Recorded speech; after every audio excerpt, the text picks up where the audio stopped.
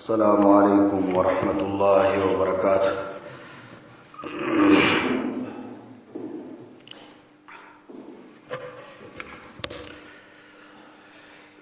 إن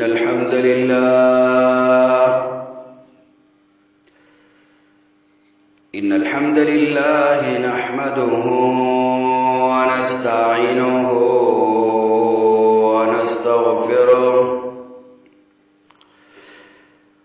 ونعوذ بالله من شرور أنفسنا ومن سيئات أعمالنا.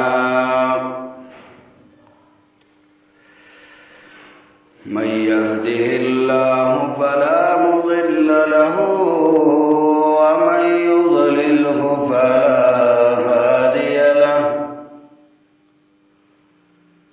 وأشهد أن لا إله إلا الله وحده لا شريك له،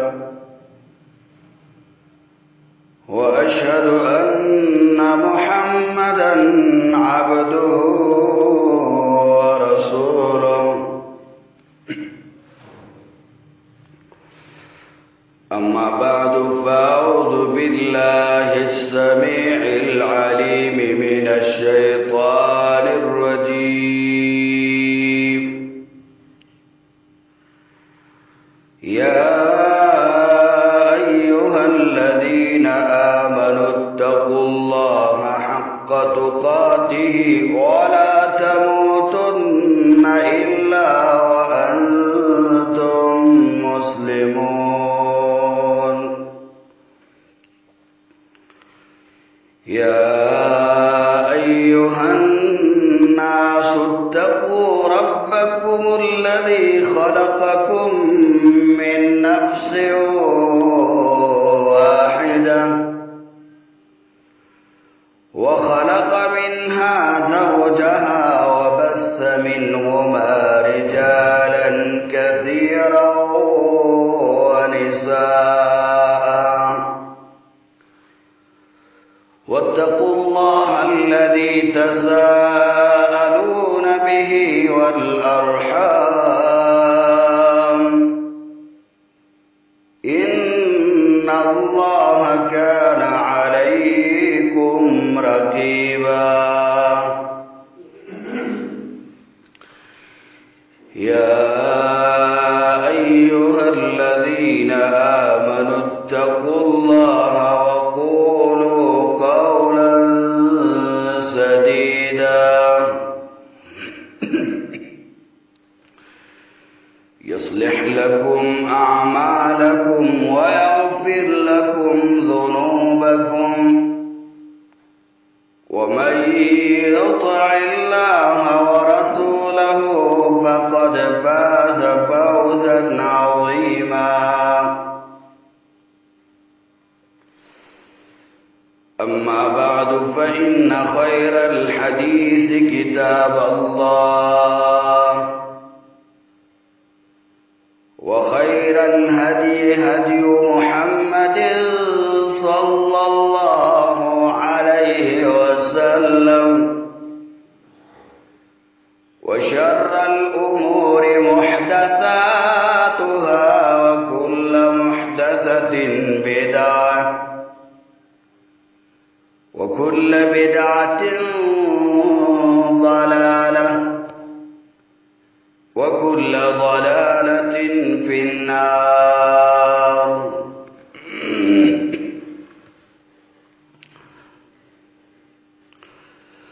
أعوذ بالله من الشيطان الرجيم. ولنبلونكم بشيء من الخوف والجوع ونقص من الأموال والأنفس والثمرات، وبشر الصابرين الذين إذا أصابتهم مصيبة قالوا إنا إنا لله وإنا إليه راجعون.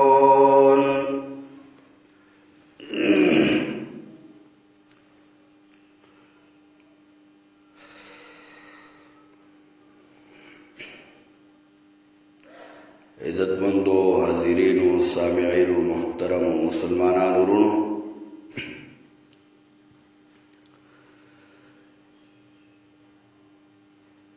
اللہ رب العزت دنیا پیدا کړی ده او په دې دنیا کې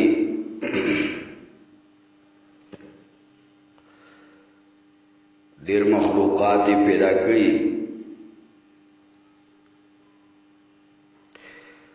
او هر یو مخلوق له بعضې په بعضې غوره کړی، عزت یې ورکړی، فضیلت یې ورکړی.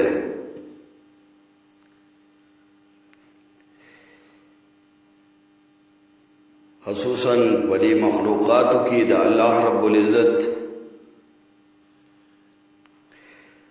یو مخلوق دی چې هغې ته انسانان وایي.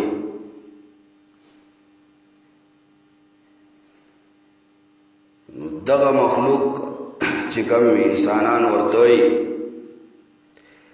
دې له الله رب العزت په دې نورو مخلوقاتو باندې عزت ورکړی دی، فضیلت یې ورکړی. دا یې غوره ګرځولي دي په نورو مخلوقونو باندې.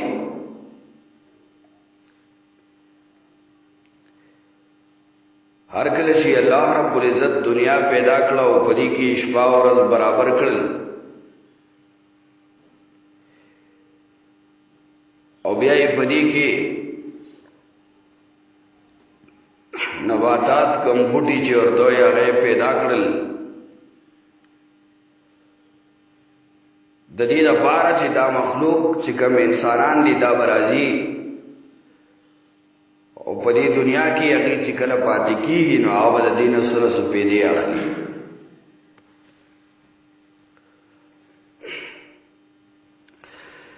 لیکن الله رب العزت دومره غټ غټ مخلوقات پیدا کړي، دنیا یې پیدا کړې ده او بیا د هغې سره سره په دې دنیا کې چې څه دي دا یې پیدا کړل، شپه او ورځ یې پکې برابر کړل. نو دا داسې نه ده چې بس به دا پیدا شي لکه څنګه چې د بعضو خلکو دا عقیده ده چې انسان دا پشان د فصل هغې ګڼي، پشان ته د ګیا یې ګڼي چې دا انسان په دې ځای باندې څنګه چې ګیا ختمېږي نو داسې دا انسان ختم شو او بیا څه وخت بعد په دې ځای بیا ګیا راخېږي. بہرحال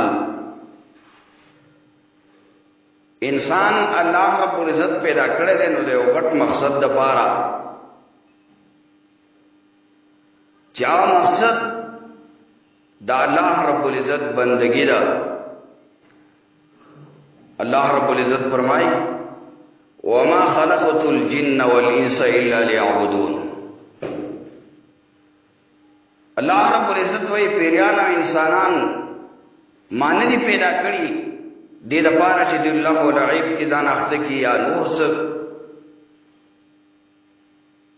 لیکن دا چې ما پیدا کړي نو مقصد دا دی چې الا ليعبدون دا الله رب العزت بندگی وکړي. بیا انسانان چې کله الله رب العزت پیدا کړل نو بیا داسې نه دي پرېښي، خپل سر ته نه دي پرېښي چې ګینه ځئ تاسو چې څه په ځمکه کې خوښېږي هغه کوئ.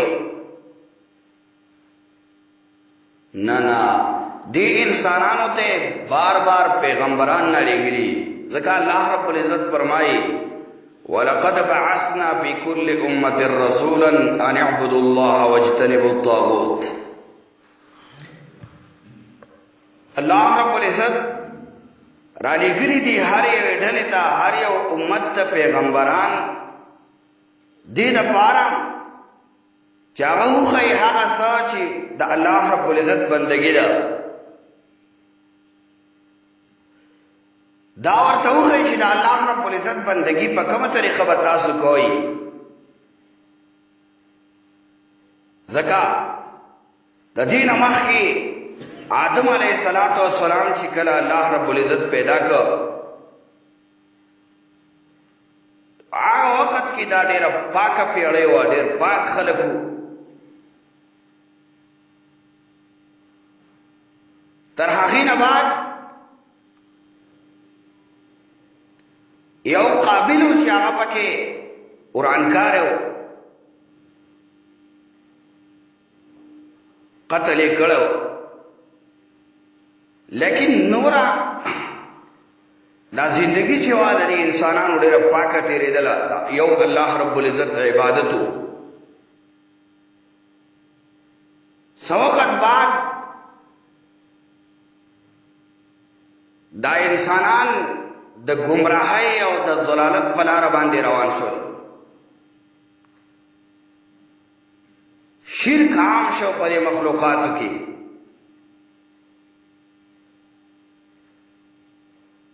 شول چې د ود، سواع، یغوث، یعوق او نصر په دې نوم باندې څه کسانو نیکان خلک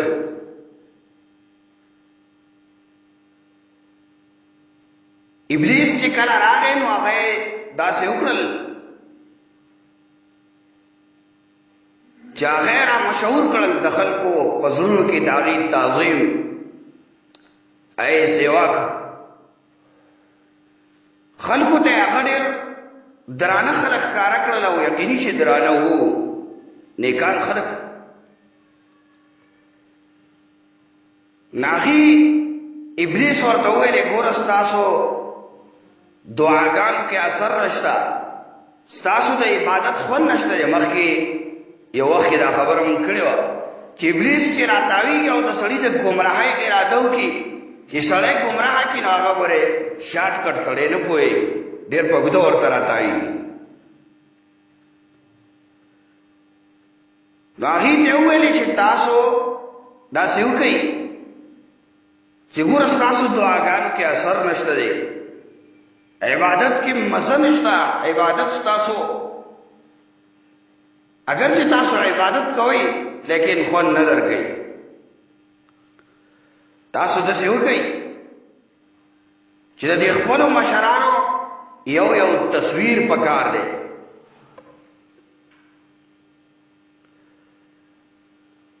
تصویر پکار دی چې کم از کم ستاسو پر خپل مشر باندې نظر لګیږي او دې تاسو یې نه نو ستاسو به شوق عبادت طرف ته پیدا کیږي. د تصویر د هغې د مشرانو تصویران جوړ شو. تر هغې نه بعد چې کله یو یو تصویر جوړ شو نو په دې باندې سم کار ونه شو او طریقه د هغه دا ده چې په ګره تاویږي نو بیا سم سړی ګمراه کوي. هر کله چې په دې خبره باندې کار ونه شو نو بیا ابلیس راغی ورته وویلې ګوره دا یو یو تصویر دی ستاسو په یو ځای کې مقامي پروت دی، نو کله چې تاسو د دې خواله راشئ عبادت ته شوق پیدا شي، لیکن کله چې تلاړ شئ بیا ستاسو د عبادت خوند نه. نو تاسو له سړي سر تصویر پکار دی. نو راولګي د سړي سر تصویران یې جوړ کړل او به د خلکو سره هغې عبادت نه کوو. داسې نه وه چې کینې هغې د دې تصویرانو عبادت کوو، نه نه داسې نه وه. لیکن د هغې د مشرانو یو تعظیم پړه کې و، یو لوی او یو عزت یې پړه کې و. نو په دغه وجه دا تصویر د ځان سره په مینه او په محبت ساته. کله چې دا پیړۍ دا خلک تیر شول، نور د هغې الواد راغی، بچي راغلل، نو بیا ابلیس راغی ورته ویلې چې ستاسو مشرانو د دې ښه باقاعده عبادت کړی دی. نو خلک د هغې تصویرانو د هغې بوتانو په عبادت کې را شروع شول. هر کله چې خلک دومره ګمراهۍ ته ورسېدل او شرک عام شو، داسې شو چې بس د خپلو اهلیه‌و او د خپلو مشرانو د هغې عبادت کېده. نو الله رب العزت نوح علیه السلام راولېږه. دا د شرک په رد کې راولېږه چې شرک په خلکو کې راغلی دی، خلک ذلیل او ګمراه شوي دي. نو په دې وجه باندې الله رب العزت نبی راولېږه. مقصد زما دا و چې دا انسانان الله رب العزت خپل سر ته نه دي پرېښي، باقاعده هر یو ټولګي ته، هر یو امت ته، نو هر یوې ډلې ته پیغمبر راغلی دی، او هر یو پیغمبر هغې دا خبره کړې چې ان اعبدوا الله، د الله رب العزت عبادت کوئ، د هغه بندګي کوئ.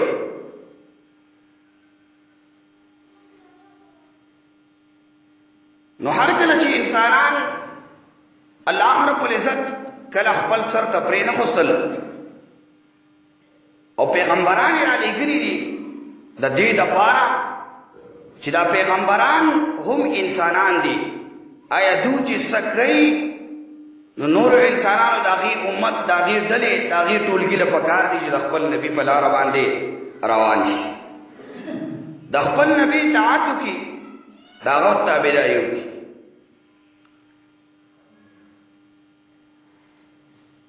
خصوصا دې امت ته چې کوم پیغمبر راغلی محمد رسول الله صلی الله علیه وسلم، عام انسانو، ځکه الله رب العزت قرآن کریم کې فرمایي چې دا څه دی؟ بشر دی. قل انما انا بشر مثلکم یوحى الی انما الهکم اله واحد. دا څه دی؟ دا بنده دی، بشر دی. نو هغه چې کوم کارونه کوي په کار دا ده چې هغې باندې مونږه سوچ او فکر وکړو چې هغه څه کارونه کړي، او بیا په هغې لاره باندې روان شو، کوم لار چې هغې موږ ته ښودلې ده. ځکه هغه فرمایي، رسول صلی الله علیه وسلم فرمایي، هغه یوه لاره چې تاسو جنت ته پې تللی شئ، هغه یوه لاره چې تاسو جنت ته په هغې باندې تللی شئ، هغه ما تاسو ته ښودلې ده.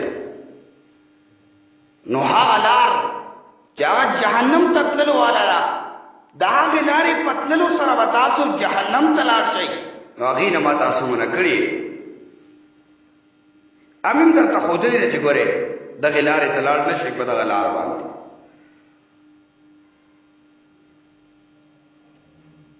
نو د هغه په زندګۍ باندې سوچ او فکر پکار دی چې آیا رسول صلی الله علیه وسلم په دا خپل زندګۍ کې څه کړي، موږ او تاسو ته څه ښودلي.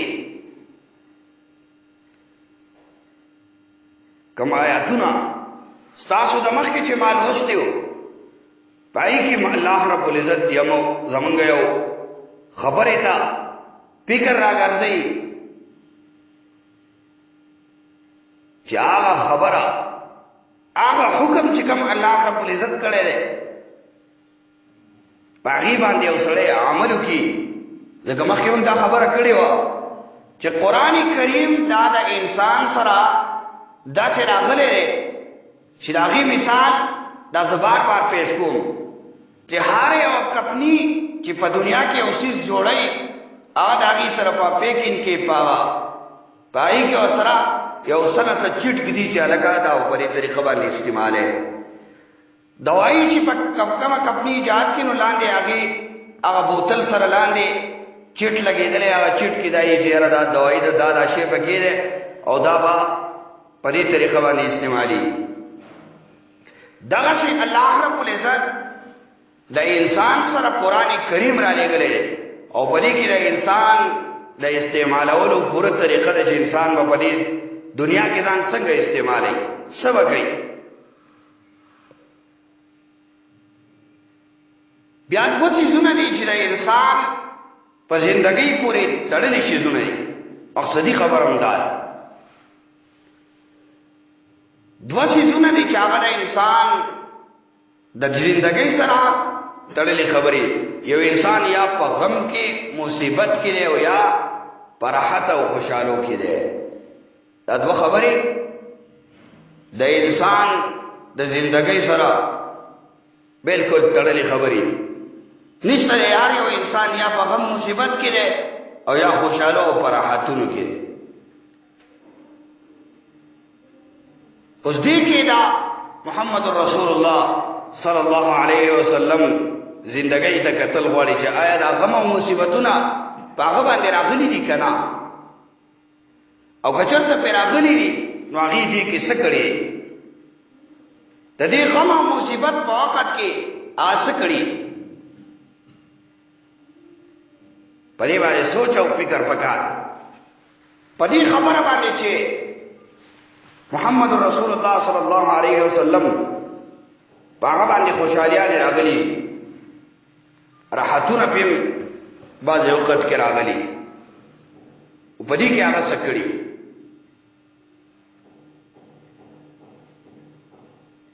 زمونږ او ستاسو په معاشره کې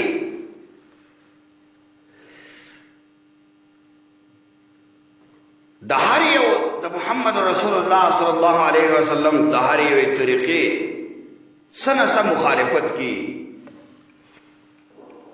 او نن خبره دا ده چې غم او مصیبت اکثر په بعضو انسانانو دا راځي.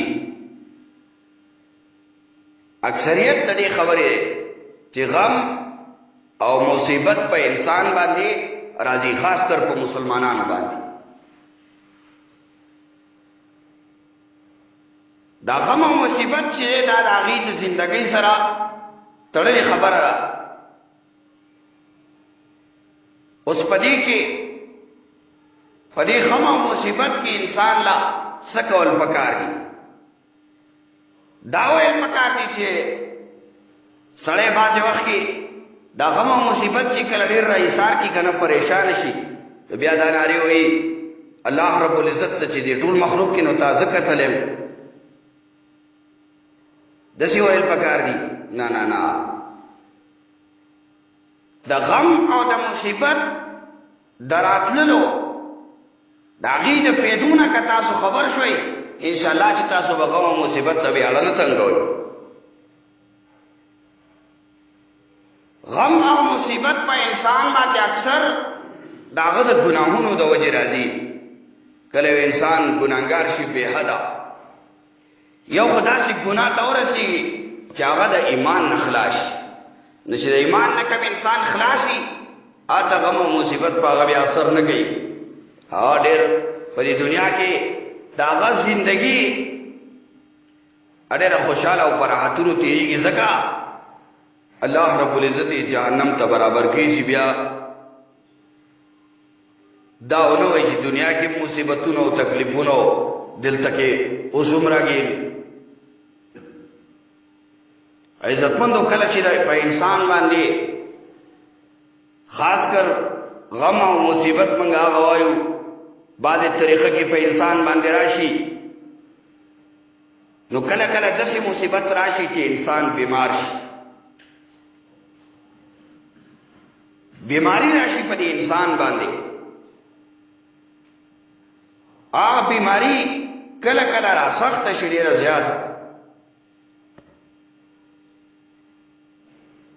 په دې انسان باندې په دې بیماری کې زمونږ د دنیا والو د دې خلکو کم چې ایمانونه یې لږ کمزوري، د هغې په ژبه کې موږ خو بیماري په هغه سړي باندې راتلل چې په چا باندې راشي، نو موږ دواره دا چا په زړه کې چې دا منافقت پروت وي، دا الله رب العزت پېژندلی، دا چې د کټه نه پاسي که نه دکې چل. نو الله رب العزت چې کله په چا باندې بیماری راولي، بیماری خو لا لویه خبره ده، لیکن محمد رسول الله صلی الله علیه وسلم فرمایي کله چې یو انسان په خپه کې ازغې لاړ شي، معمولي شان ازغې، او پښتانه ورته غنه وایي. په دې باندې الله رب العزت د دې انسان ګناهونه معاف کوي او درجه ورله بلندوي.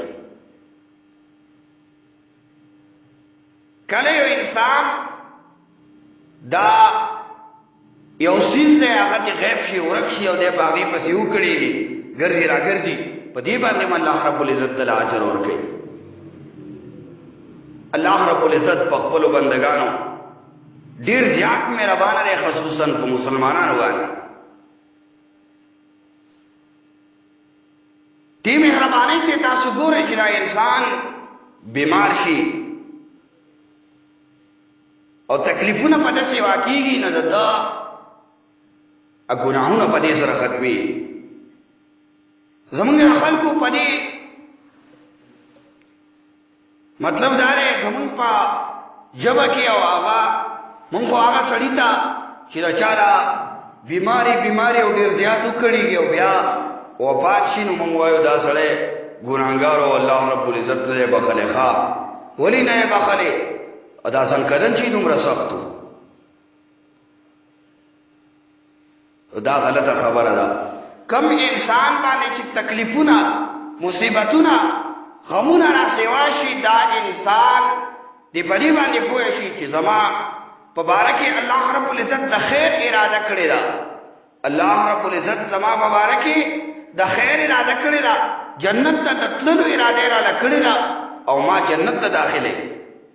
ځکه په دې بیمارۍ ته چې انسان ګناهونه ختم شي او کله چې یو انسان د دنیا نه د ګناهونو نه پاک لاړ شي نو دا انسان یقیني ده چې دا کامیاب دی. دا انسان یقیني ده چې دا کامیاب دی. ته د الله رب العزت دا مهرباني مستحق دی چې الله رب العزت په دا باندې خپل خصوصي مهرباني وکړي. نو کله کله مصیبت په یو انسان باندې هغه په دې وجه کې راشي چې د هغه اوبه راشي جیدات ترې واخلي.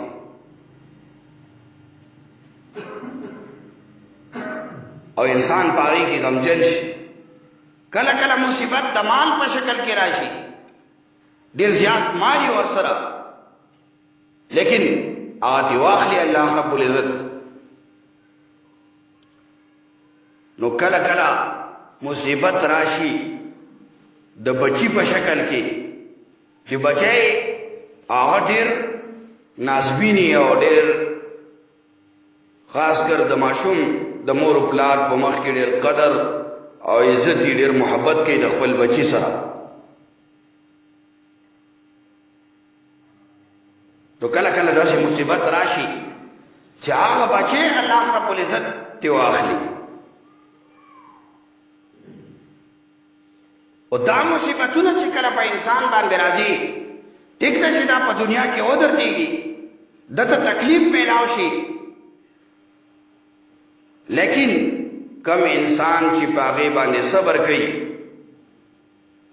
د الله رب العزت د طرف نه په راغلي مصیبت باندې یو انسان صبر کوي نو دا انسان یقیني ده چې دا الله رب العزت د ده لپاره د خیر اراده کړې ده، د خیر اراده ورته کړې ده. دا انسان د الله رب العزت خوښ دی، دا انسان الله رب العزت ته نږدې دی. ځکه په ده باندې تکلیفونه او مصیبتونه راسیوا کړي. مخکې ما دا خبره وکړه چې د محمد رسول الله صلی الله علیه وسلم زندګۍ ته په دې کې قتل پکار دي. هغه زندګي تاسو په خپله په دې باندې سوچ او فکر کوئ چې داسې شخصیت چې الله رب العزت په ټولو خلکو کې غوره کړو نبي وګرځو. داسې شخصیت چې دې امت لا تر آدم علیه السلام نه واخله د محمد رسول الله صلی الله علیه وسلم پورې یو نبی هم سپارش نشي کولای. یو دا شخصیت ته چې هغه محمد رسول الله صلی الله علیه وسلم دې چې هغه سپارش کوي. داسې شخصیت چې داغه په نکاح کې کومه بیبي راغلی ده، نو هغه بیبي یو قسم له داسې ده چې هغې د دنیا کې د جنت داسې شخصیت چې داغه په خبره باندې سم دس کم یو صحابي عمل کړی دی، په هغه باندې سم دس ایمان چا راوړی دی، هغه خلک عزتمند دي، هغې ته څومره عزت میلاو شوی. او داسې شخصیت چې الله رب العزت آت خپل خلیل وای، دوست ورته وای. داسې شخصیت چې الله رب العزت کې په مرګ کې تپوس کوي چې آیا مال راتلل دې خوښ دی او که نه، په دې دنیا کې ژوند دې خوښ دی. لیکن هغه شخصیت که تاسو د هغه په زندګۍ نظر واچوئ، څومره تکلیفونه، څومره مصیبتونه، څومره غمونه چې په هغه باندې راغلي، ما او تا یې تش په قصو کې بیاناو او چا بلی دی نه لا دروسه. تر هغې نه مخکې کله چې هغه د مور په خېټه و الله رب العزت کې پلار اغستی، کله چې پیدا شو په ښه او بد باندې پوهېدو، الله رب العزت کې مور واغسته. تر هغې نه بعد الله رب العزت دې نیکه واغسته. هغه نیکه چې د هغه په وجه باندې د ده کفالت کېده، اتیم الله رب العزت واغسته. چې کله د هغې نه بعد ابو طالب به د هغه کفالت کو. ابو طالب چې کله داسې یو دغه ته ورسېده چې ده باندې الله رب العزت ورله نبوت ورکړ، نو ښه تکلیفونه را زیات ول. داسې تکلیفونه ورته متوجه شول تر دې چې ابو جهل یو ورځ راونیو، نو کنځلې ورته هم کړې او سر یې ورله مات کړ. تر هغې نه بعد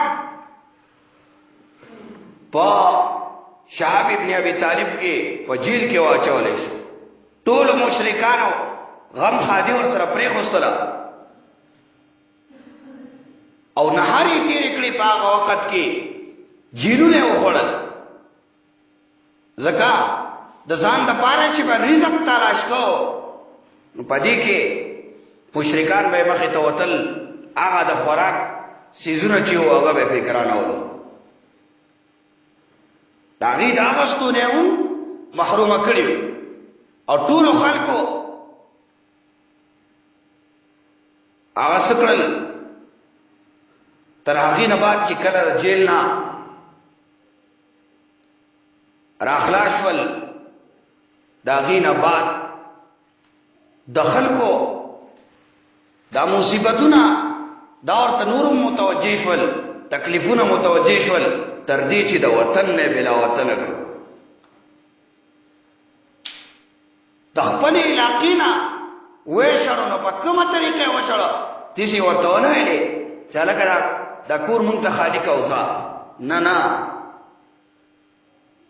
علاقې ته په وتلو یې نه پرېښودل، په هغې ورته هم ډېره غټه سزا میلاوېدله، لیکن په هغې کې پټ ووتل چې په څومره مصیبتونو او په څومره تکلیفونو هغې مدینې ته تشریف راوړی. تر هغې نه بعد بیا داسې هم ونه شوه چې په هغه مدینه کې په قلاره پرېښي دي، نه نه نه،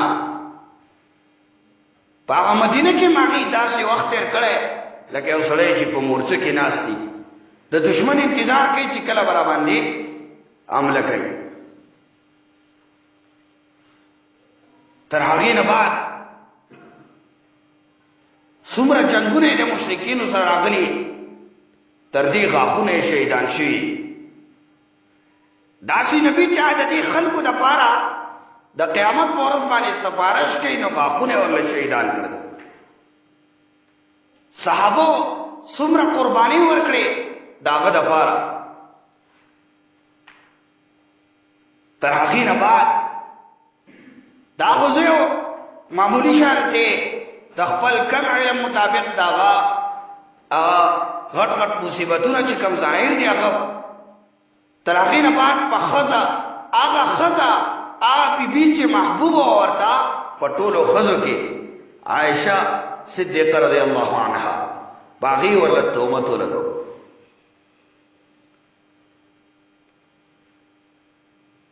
تر هغې نه بعد دا مصیبتونه په دې کې هغه څه کړي دي، صاحب کومه طریقه یې کړې، د هغه په باره کې موږ څه فیصله کوو. خو د دې نه دا معلومه شوه چې محمد رسول الله صلی الله علیه وسلم د الله رب العزت په بندګانو کې یو بهتر بنده و، ځکه نبوت ورته ورکړی او کله چې په هغه باندې مصیبتونه راغلي، په هغه باندې تکلیفونه راغلي، که هغه د دعوت په طریقه وي، په دعوت کې د هغه رکاوټ پیدا شوی او داسې داسې مصیبتونه هغه ته متوجه دي، که هغه سړی اوس په دې وخت کې بیانوي ا د یو جمود و خبره نه ده. لیکن یو طرف ته که سړی سوچ وکړي چې هغه څنګه شخصیت و، او بل طرف ته د هغه باندې راغلي مصیبتونه او غمونو ته چې فکر وکړي، نو دې نه دا معلومیږي یو انسان ته په دې کې سمه تسلي ده. که سړی پوهېږي مسلمانانو ته په دې کې سمه تسلي ده. ګورې کوم سړی چې پې پوهېږي چې آیا هغه د الله رب العزت نبي داسې نږدې بنده دی الله رب العزت ته چې د هغه نه نور نږدې بندګان نشته، او هغه باندې الله رب العزت غمونه او مصیبتونه راولي، نو دې نه دا معلومه شوه چې الله رب العزت غم او مصیبت په هغه چا راولي چې خوښې شي. الله رب العزت تکلیفونه په هغه چا باندې سیوا ساتي چې خوښې شي. دا الله رب العزت عادت نه لري چې یو انسان دې په دنیا کې د مور نه پیدا شي راحت راحت راحت تر دې پورې چې دا انسان پکې لوی شي، تر هغې نه بعد دا په راحتونو کې وفات شي او بیا ډایرکټ جنت ته ځي. داسې نه ده. دا که سوچ هم دا څوک کوي نو غلطه به وي، دا فکر که څوک هم کوي دا به صحیح غلط به کوي، ځکه دا د الله رب العزت طریقه نه ده. الله رب العزت دا انسان د دې داسې مثال دی لکه څنګه چې یو انسان هغه راولګېږي او سونا جوړوي. زرګران ای په دکانونو کې دا کار کوي کنه، د سونې جوړول کوي. دا سونه راواخلي اولې په اور کې ولوغئ راولوغئ او د دې نه هغه ګن لرګي صفایي ورله وکړي، تر هغې نه بعد د اور نه راچوت کړي، بیا په جوړولو کې وټکئ راوټکئ، سره راځي چې هغه د دې تکلیفونو نه راوځي، نو بیا یې څه چل کوي، ښه نه ښه خلک یې هغه په سر باندې لپاسه ږدي. د دې وجه دای دغسې د انسان مثال دی چې انسان په دنیا کې تکلیفونه مصیبتونه غمونه هغه ته متوجه، په هغه باندې غمونه او مصیبتونه د حد نه زیات دي، لیکن چې کله دغه زندگی په ده باندې ختمه شي، دا خو د دنیا ژوند دی تېرېږي، که مصیبت دی هم زندگی تېرېږي. تاسو دا د ملنګ قصه اورېدلې، یو باچا راولګېد، ملنګ یې د خیر نه ارادې خوا کو، ورته د خیر نور مه غواړه او ځه پس د شپه زما په پالنګ کې وکړه بوی اوس وخت یې سملو سار چې راپاسېد باچا ته تپوس کې لکه بیګا شپه څنګه اور ځینې باچا شپه بس تېره شپه باچایانو کې اکثر باچایانو کې دا د تکبر ماده زیاته دا هغه راوله کې دا چې ښه لکه صرف شپه تېره شوه ته ما په خپله کمره کې په پالنګ کې واچولې او د شپې په هغې کې د خوب وکړه صرف شپه تېره شوه هلکه دا بوز یې په مضبوطو غنو باندې واچوئ بېګاره پیوې تړئ له پاسه سار چې بیا راغی باچا ته یې څنګه چل دی وی بس باچا شپه تېره شوه نو که دا په خنو له پاسه یې هم شپه تېرېږي او که نه په ډېر بهترینو محلونو کې هم شپه تېرېږي لیکن هغه زندگی چې هغه نه ختمېدونکې ده هغه ژوند چې هغه نه ختمېدلو والا دی او په هغې کې به انسان دوه خبرې دي یا به په جهنم کې یا به په جنت کې نو چې ژوند د نه ختمېدو شي د ژوند خاتمه د سر نه یي نه ختمېږي او یو انسان په هغې کې عبد الآباد په جهنم کې پروت دي آیا دا زندګي به څنګه تېري د دنیا زندگی وه مخکې ما وویلې که په غنو هم تېره شوه او که نه په محال کې هم تېره شوه خو هغه زندگی چې نه تېرېږي نو هغې سره څه کول پکار دي هغه زندگی چې نه تېرېږي یو انسان د هغې جنت ته داخل شوی او په راحتونو کې او په خوشحالو کې د هغه زندگی داسې زندگی چې نه ختمېږي نو د هغې په باره کې سوچ کول پکار دي نو مقصد زما دا و د دې خبرې چې د الله رب العزت نه پر راغلې مصیبت باندې د الله رب العزت ته طرف نه پر راغلې غم باندې په هغې باندې صبر کول پکار دي هغه مصیبت ته زړه تنګول نه دي پکار ځکه انسان کمزوری دی الله رب العزت فرمایي خلق الانسان ضعیفا انسان کې دا ضعف دا کمزوري الله رب العزت یې ده لیکن بیا هم انسان په خپل اندازې مطابق چې څومره وسه رسي هغومره به صبر کوي او په دې صبر باندې به الله رب العزت دله هغه اجر ورکوي هغه جنت ته به داخلوي چې د هغې نوم خو موږ اورېدلی دی لیکن سترګو نه دی لیدلی الله رب العزت دې موږ هغه جنت ته داخل کړي د کوم ذکر چې کوي الله رب العزت دې زمونږه د وجود نه د دې ظاهري بدن نه په دې باندې هغه کار جاري کړي چې الله رب العزت او د هغه رسول چې کوم محمد رسول الله صلی الله علیه وسلم دی چې هغه پې زمونږ نه راځي اقول قول هذا استغفر الله لي ولكم لسائر المسلمين